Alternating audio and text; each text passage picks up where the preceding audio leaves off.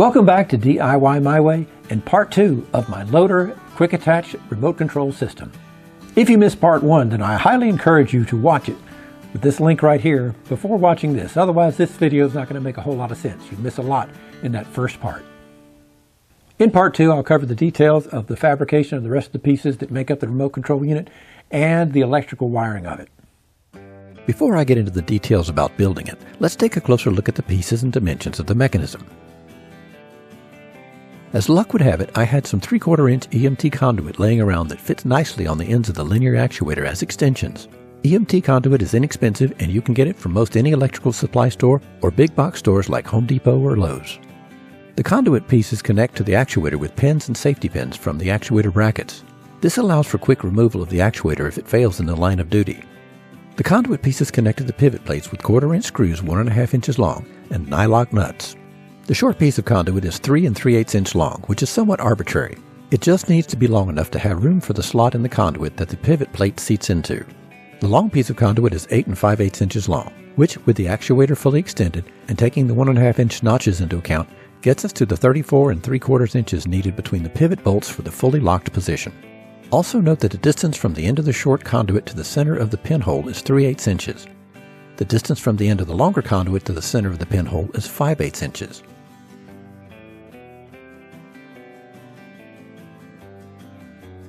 The way I arrived at 8 5/8 inches for the long piece of conduit was to start with it longer than needed, then put the pivot plate on the conduit so that it measures 34 3/4 inches between the pivot holes. The bottom of the slot I'll cut into the pipe will be here, so I mark it, then measure 1.5 inches more from there to find where to cut the pipe. I use my chop saw to cut the slots in the conduit pieces.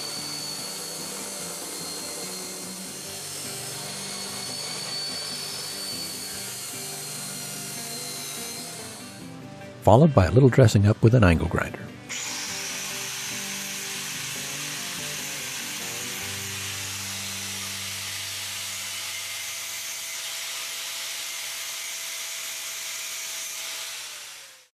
Then I drill 1/4 inch holes about 3/4 of an inch apart in the conduit while pressing it against the pivot plate.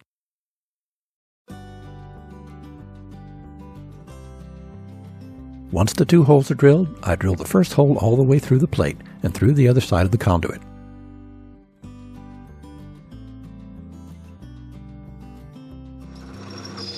Next, with a screw and nut in the first hole to firmly hold the conduit in place, I drill the second hole all the way through.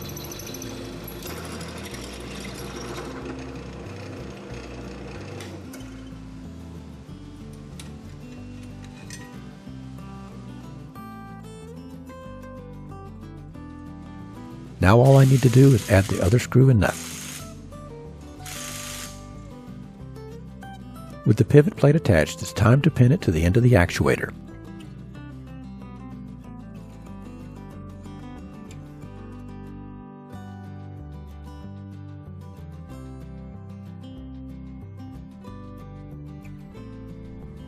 Now to mount it on the quick attach. A quick test placement shows it's a great fit, so I removed the pivot bolts.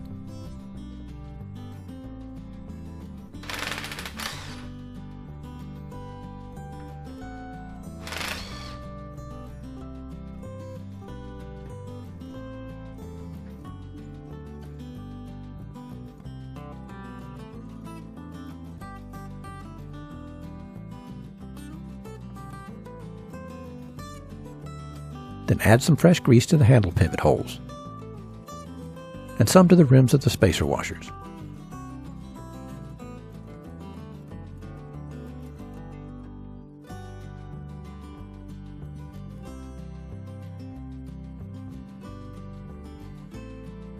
Then grease both sides of the pivot plate holes.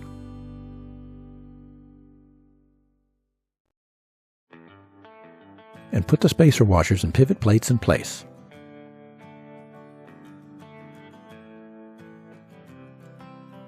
And tighten up the pivot bolts.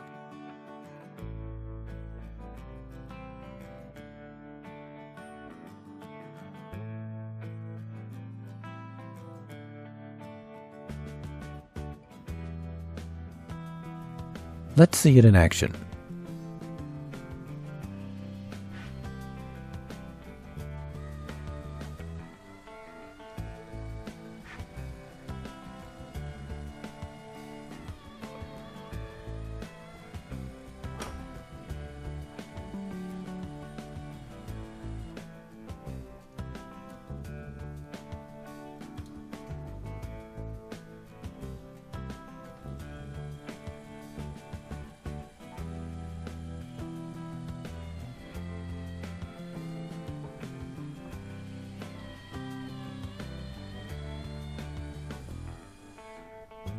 Excellent.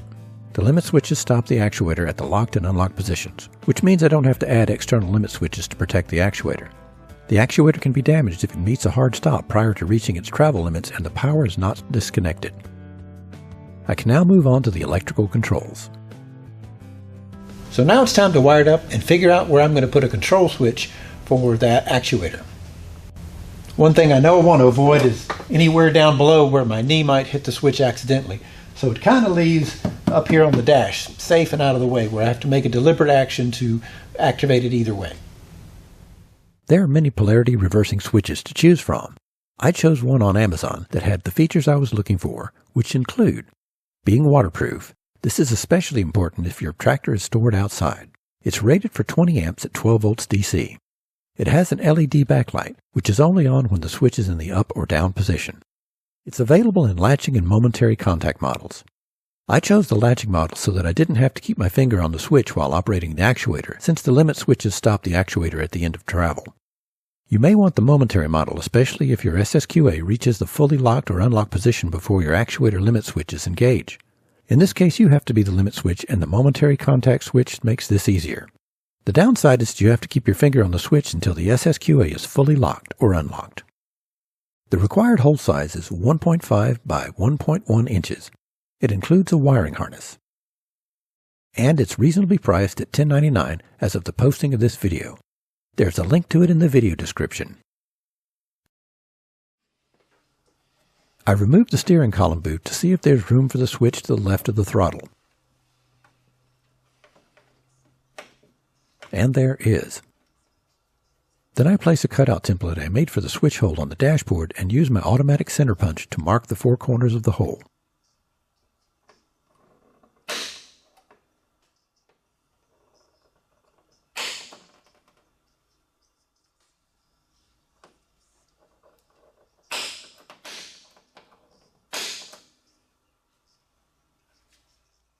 Next, I drill a small hole in the lower left corner and then stick the bit back in the hole to make sure I have good clearance from the throttle mechanism before cutting out the hole.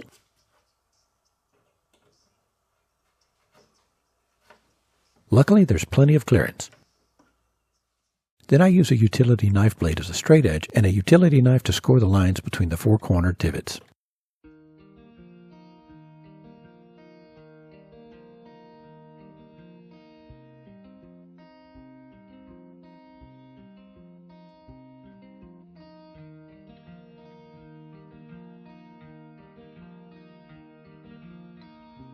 Using my Dremel tool and a plastic cutting wheel, I cut the score lines.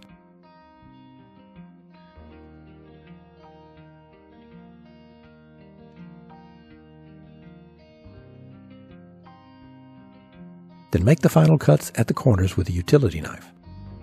There we go. Just have to clean up the edges with the knife. Let's test fit the switch.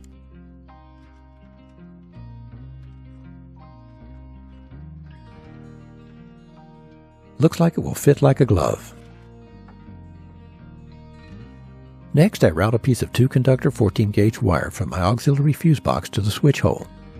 I found it easier to start from the steering column hole, get it to the fuse box, then feed it up through the switch hole.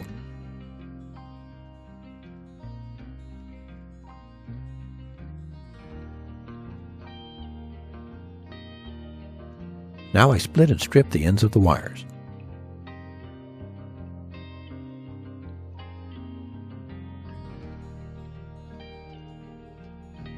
Then crimp on male insulated spade connectors.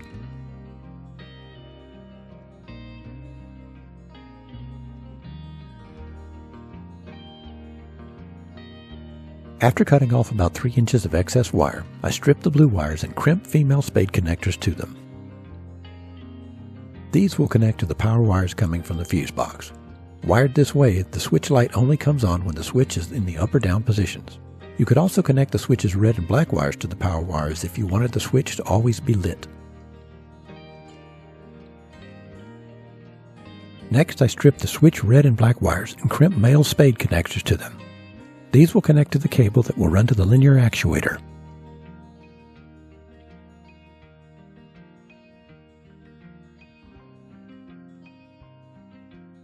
Now I connect the blue wires to the power wires going to the fuse box.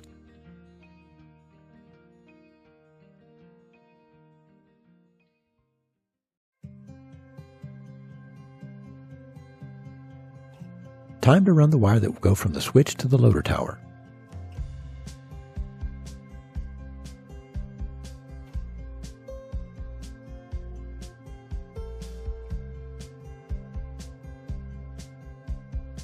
I split and then strip the wires and crimp female spade connectors to them.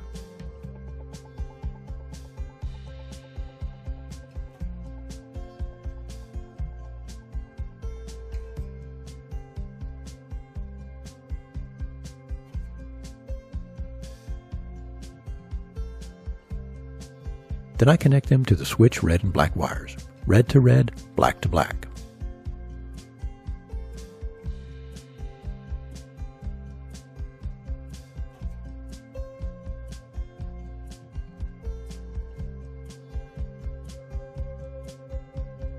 I then split the other end of the power wires going to the auxiliary fuse box. Strip the wires. Then crimp an eyelet connector to the black wire and a female spade connector to the red wire.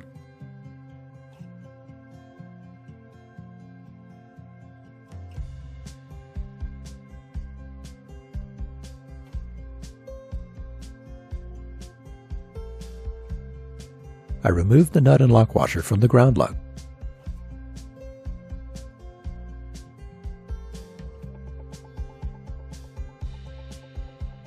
Put an eyelet connector on it,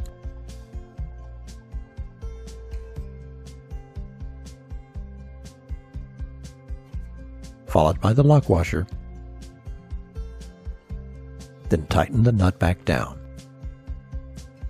Now the spade connector goes on one of the available spare fuse connections. Next, I remove the fuse box cover and put a 5-amp fuse in that slot. Then the cover goes back on.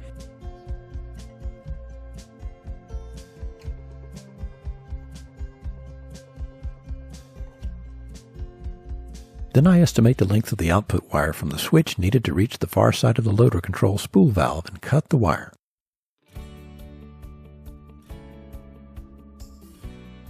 I add a piece of 1/4-inch split wire loom to protect the wire.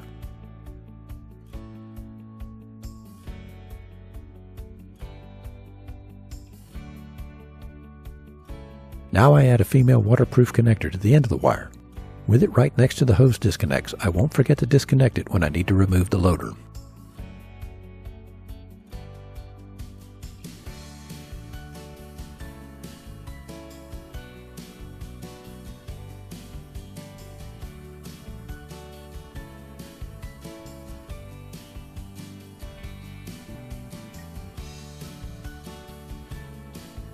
I want the wire running to the linear actuator to be very well protected, so I'm going to run it through some armored fuel line hose. It has an ID of 5/16 inches, which is wide enough for the wire. Also, it's very tough, as these specs show. It's probably overkill, but I prefer that to underkill and having to replace the wire someday. There's a link to it in the video description. Luckily, it was fairly easy to push the wire all the way through the hose. Before routing the wire and hose through the loader arm, I lower the loader stand.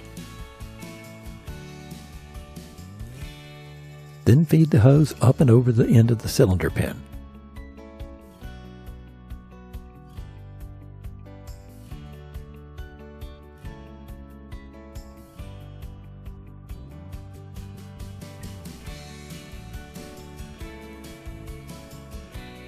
Then on up toward the loader hose disconnects.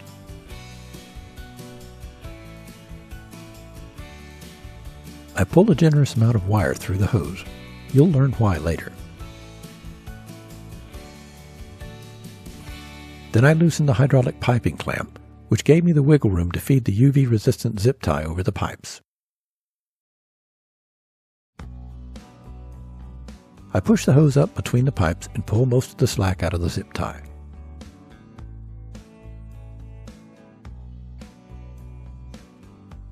Then I decide to route the hose a little differently.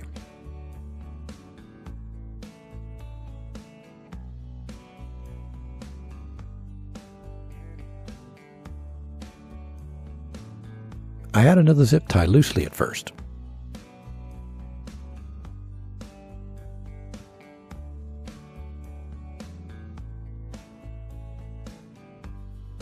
Tighten the piping clamp.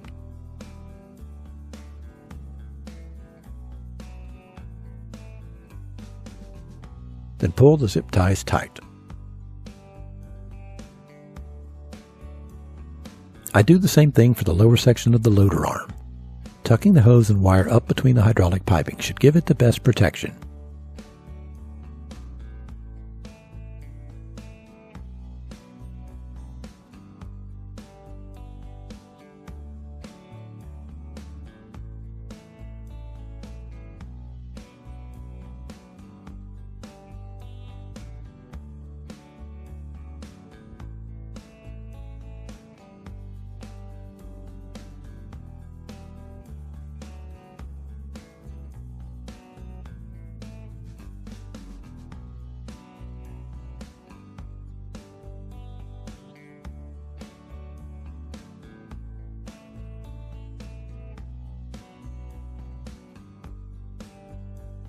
Now the hose and wire have to be exposed to get to the actuator.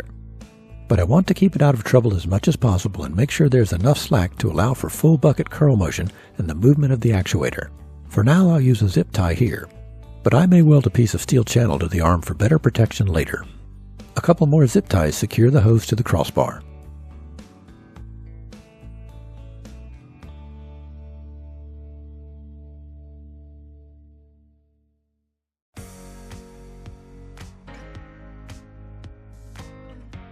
And another one to lash it to the actuator.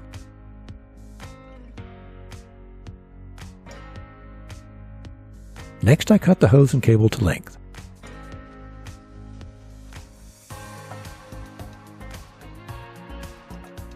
Then use needle nose pliers to pull the wire from the hose. Now you know why I pulled so much slack through the other end. After wrapping the end of the hose with electrical tape, I put a female waterproof connector on the end of the control wire, and a male waterproof connector on the actuator wire after cutting it to length.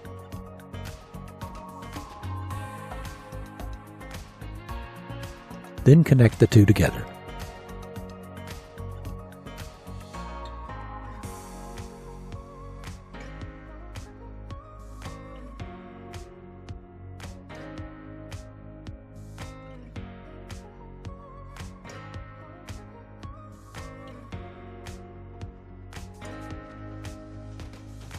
Finally, I add a piece of wire loom for a little more protection of the hose braiding where it might rub against the bucket curl pin.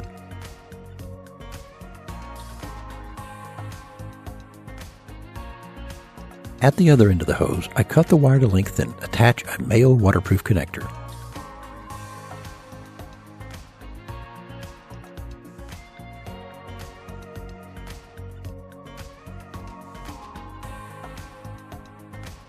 I wrap the end of the hose with electrical tape, then make the connection.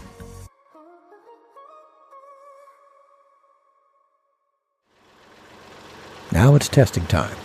I flip the switch in the up position. The switch lights up, and the quick attach begins to unlock. 13 seconds later, it's fully unlocked, and the built-in limit switch cuts the power to the actuator. I could leave the switch in the up position, but I'd rather turn it off. I flip the switch to the down position to lock the quick attach.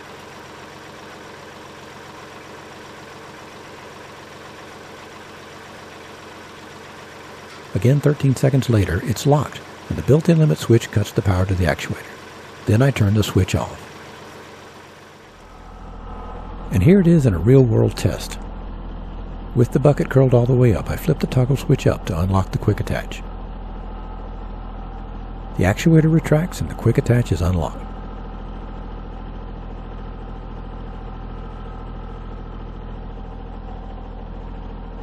Now I can drop the bucket and head for the pallet forks.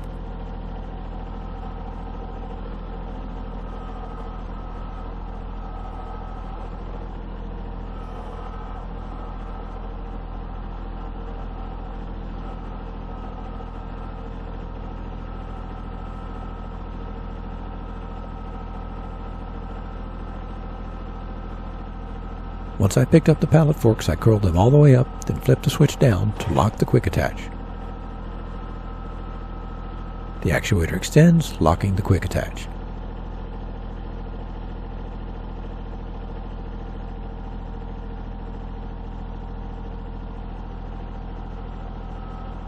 I'm off to my next task and I never had to get off the tractor. Sweet. If you're considering doing this project or one like it, something to keep in mind is that this is a $43 linear actuator. So this is kind of on the bottom end of the price spectrum. I really don't know how long it's going to last. I cycled it quite a few times. It's worked every time, but it may fail tomorrow. But there are more expensive ones you can buy with roughly the same specs. And if this one does fail pretty soon, I'll probably replace it. But I'm just going to see how long this will go, because so far it's doing well, and it's well suited for my needs. My tractor stays inside all the time, so this one should be fine.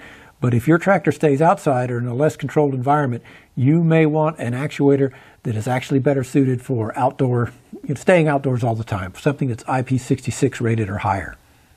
If you found this video helpful to you, I'd appreciate it if you click that like button, leave a comment, and by all means, please subscribe. If you want to know when I post new videos, click that little bell. As always, thank you for watching, and I'll see you on the next one.